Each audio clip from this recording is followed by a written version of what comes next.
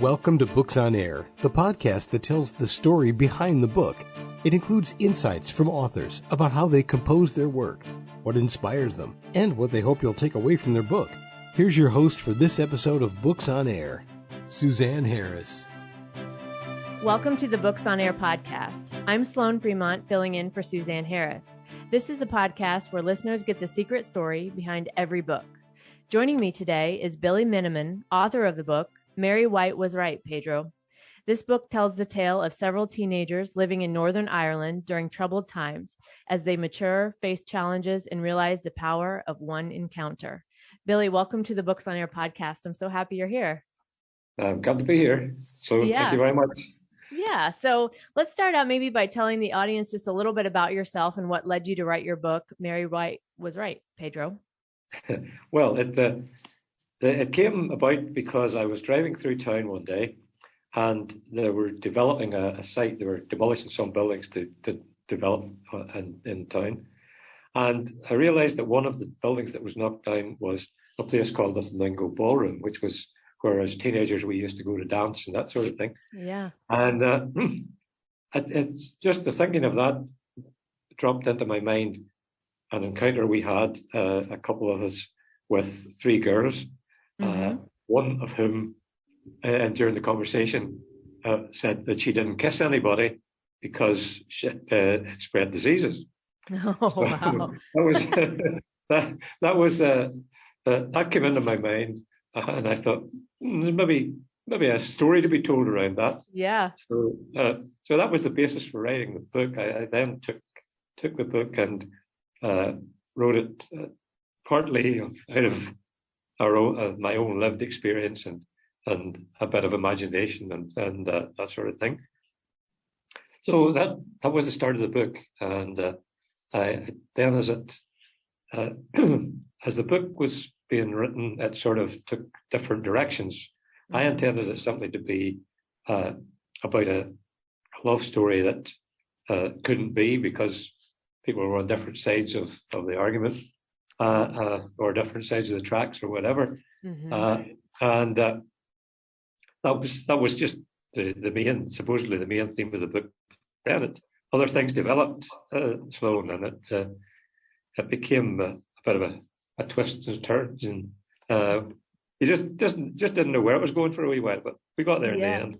Yeah, so you had an idea when you started where you thought it was going to go, but the story kind of maybe took a life of its own as you started writing it. That's right. That's right. Amazing. Yeah, I love hearing stories about this. This is so interesting to hear the process of writing, because creativity is so, sometimes we think it's this linear track, but when we explore it and we let it go different directions, it ends up taking us places that we couldn't have imagined when we started. Yes, there are so many themes that actually are mentioned in the book, but I don't consider myself that my responsibility as the author of the book to develop those themes and put forward a conclusion about them. I would rather the readers would read it and something would ping in their minds, and they would then think about it and come to their own conclusion. Right. So I'm not going sort of explaining the thing. There are things that are mentioned, and then it's up to the reader to either take it and run with it or not. Yeah. Yes. Oh, wonderful. So is the scene then set in Ireland? Yes, it's in Ireland, and it's the teenagers growing up. They were teenagers in 1969. That's when really the trouble started in Northern Ireland. And they grow up and right through until the Good Friday Agreement was signed in 1998, I think it was. And they're growing up and maturing during that period. Okay. And it's what happens to them. One of them leaves and goes to England and becomes very wealthy and then has a dying wish, and that dying wish then is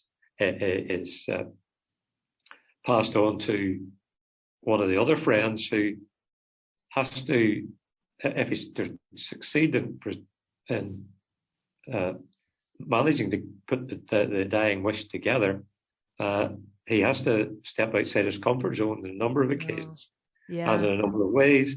And then at the end of it, then the dying wish is achieved. It's there, and the girl that he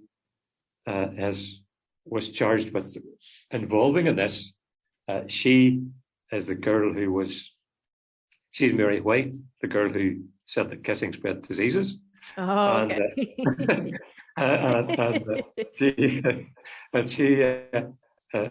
She's involved in this. He's involved in this, and the fact that the two of them, coming from different sides of the religious background in Northern Ireland, the fact that they're working together on that is a wee bit of a surprise in itself. But it ends up that there are things that happen, and the book ends up with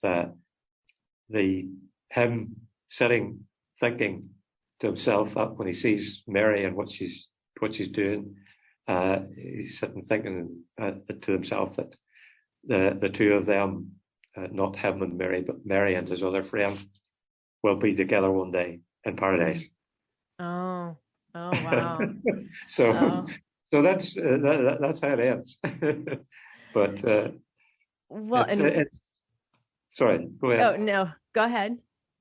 It's the turns and twists in between that really I had a wee bit of fun with writing, because they come quite a lot out of my imagination. Yeah. So who was your favorite character to write about in the book? Probably my favorite character would have been the guy nicknamed Rodin. Okay. And there's a wee bit of explanation at the beginning of the book of how that came about.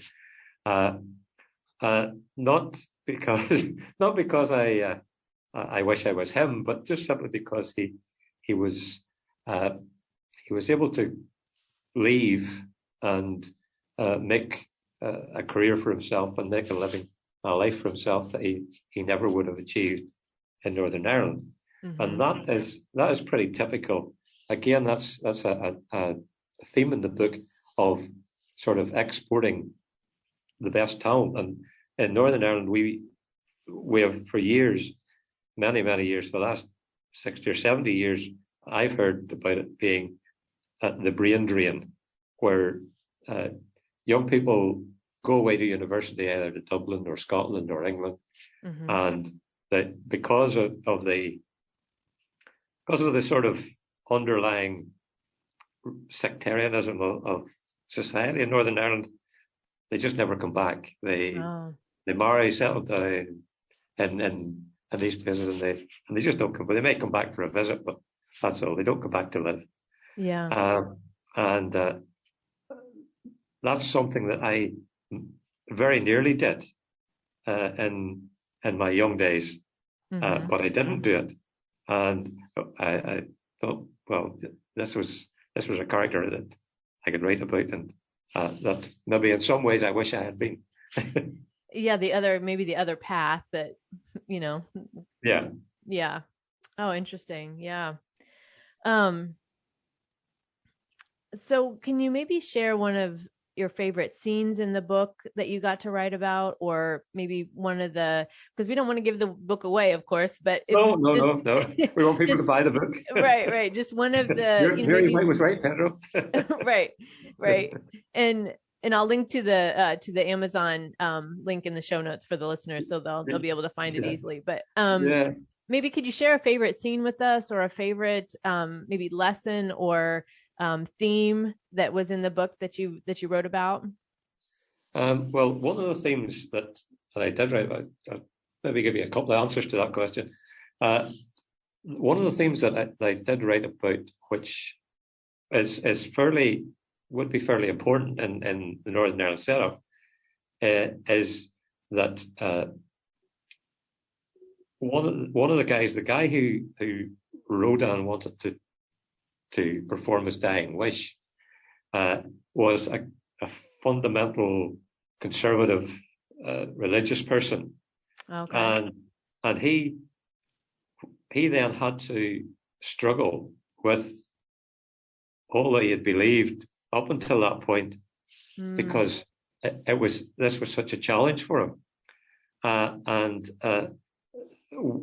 finding Mary and working with her was obviously another challenge. So one of the scenes in the book that I think is pivotal is where he is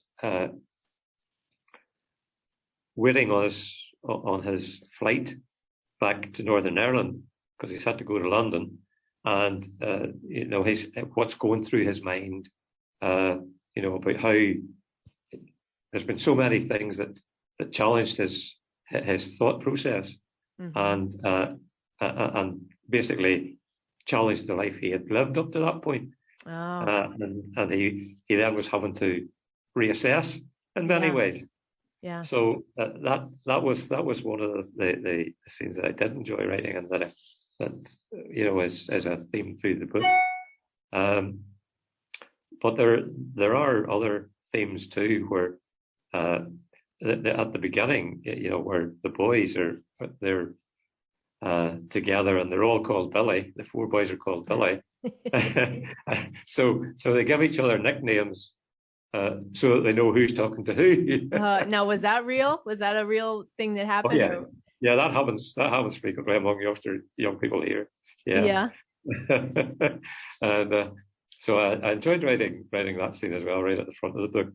But I enjoyed writing it all, actually, because it was. And the one of the things that I do want people to understand from the book is just how much the normal people in Northern Ireland were, if you like, heroes of that time.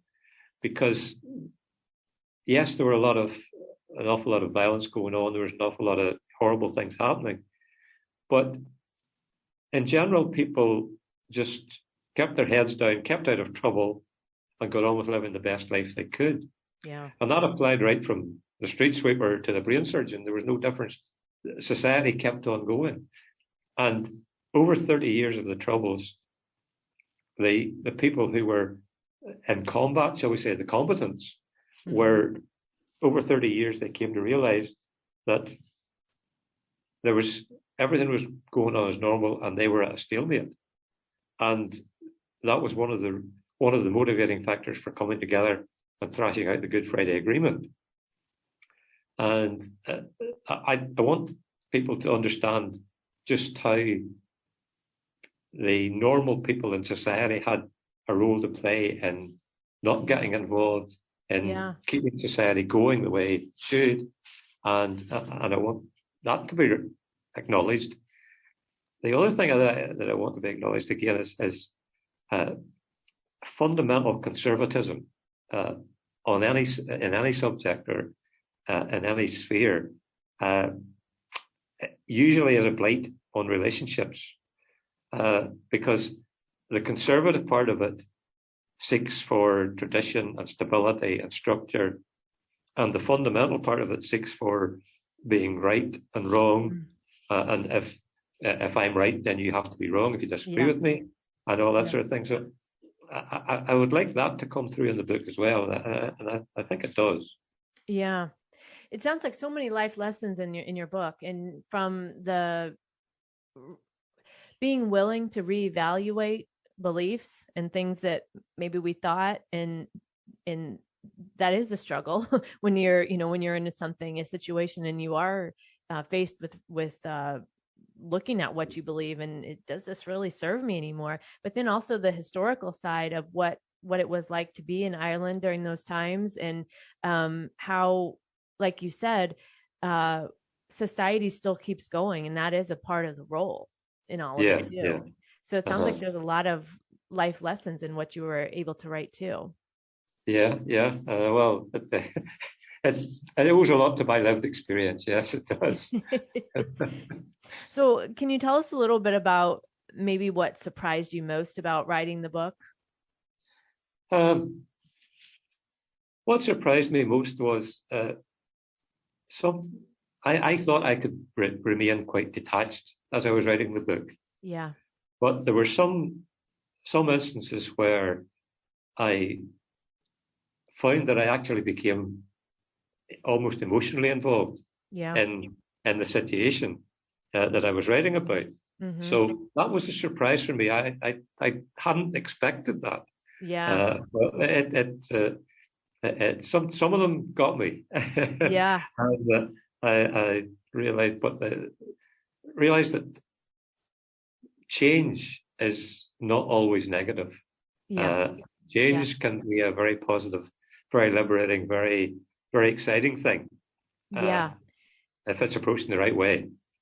Yes, and if we're open to it and willing, and we often fear change, or we because we can't see the other side of it. And I know I found that as well in my life too. And it sounds like from the creative process, that's a growing process as well, right? As you go through writing the book and you're experiencing these emotions that maybe were surprising or unexpected. But when we go there and allow ourselves to go there too, I think readers can feel that. They can feel that you went there and allowed yourself to go there too. And that's a big, I think that to me is what makes a good book, when I can feel the emotion of what the writer was getting at. Yeah. And there are just so many instances of where it could be so different. Yeah. If different actions had been taken. Yeah.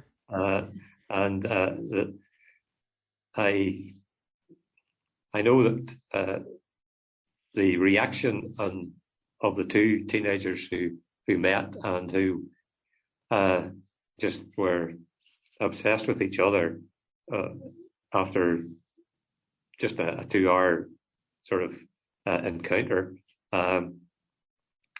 If they had taken different decisions and different paths, well, it would have been a wholly different life for both of them, and for their friends as well. And it's just there's the case of what might have been. Yeah, and that's so relatable, because everybody can identify with that, right? We've all been in those situations where we've had something happen and we've looked back and maybe wished we would have done it differently, or also the other way, saw how something, like you're saying, the chance encounter so deeply can impact your life. Yeah. So it's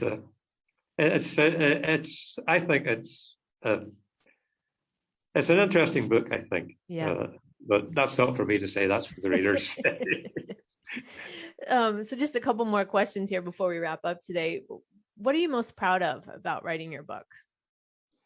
I'm most proud of the fact that I actually wrote it. Yeah.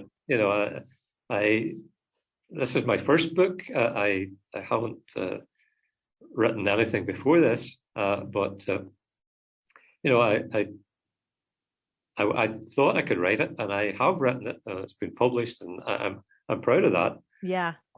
So much so that once I had it written, and I'd held it for a number of probably a couple or 3 years, and without actually getting it published, and during that time, I wrote another book, and I've been holding it until this one gets going, and right. I will get the second one published at some point. But that's a bit different. It's not about religious difference or anything like that. It's not. It's again, it takes place in the period of the Troubles, but it's not Troubles related at all. It's a different situation.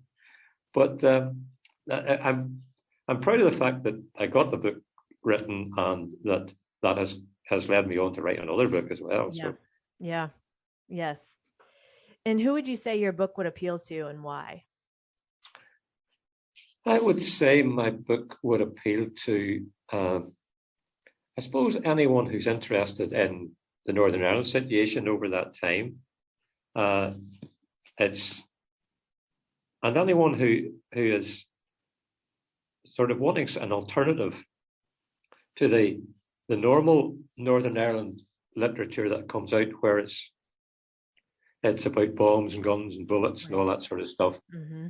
And this is not about that. This sort of, it acknowledges it in one or two places, but it's about normal everyday life in in a violent situation, but it swims against the tide that way, and that it's not one of these violence books. Yeah. I don't know if you've seen the Kenneth Branagh film Belfast, but it's a good movie, and it's about the part of Belfast and the violence that went on and everything else. And while that was happening, there was another life happening in other areas, where it was going on as normal. There wasn't the same sort of things happening. So it was to sort of balance the thing a bit as regards to we weren't all at each other's throats, right? In those days, and again, the thing about the ordinary people keeping society going and not allowing themselves to get drawn into the violence, and thereby, I think, saving Northern Ireland. So, and they kept on living, right? They kept on going, and that's right there a metaphor for life, I think. Yeah. Okay, so as we wrap up today, what's one thing you want to leave the readers with to make sure that they know about your book? I want them to know that if they read the book, they should find out that love, and I'm not talking about sexual love now, I'm talking just about love of friends, love of this, that sort of thing. But love has a way of triumphing over every other sort of emotion, or decision, and it does in the end in the book, and I'm really happy about that. Yeah, I love that message, and being able to remind ourselves of that. We all need that reminder as much as possible, I think. Yeah. We all need to love each other. Yeah. That is the bottom line. I agree. My guest this week has been Billy Menamin, author of the book, Mary Whyte Was Right, Pedro. Billy, thank you again for joining us today and being our guest on Books on Air. Thank you very much, Sloan. Get your name right. Thank you very much, Sloan. Yes, you can find more about the book, Mary Whyte Was Right, Pedro, on Amazon, and I'll link to the book in the show notes, so be sure to check that out. You've been listening to the Books on Air podcast, brought to you on webtalkradio.net. You can also hear this podcast on Spotify, iHeartRadio, Stitcher, and Apple Podcasts. I'm Sloan Fremont, and I hope you'll join us for the next Books on Air podcast. Remember, you never know who's going to be here, and you never know what we're going to talk about. Thank you so much for listening.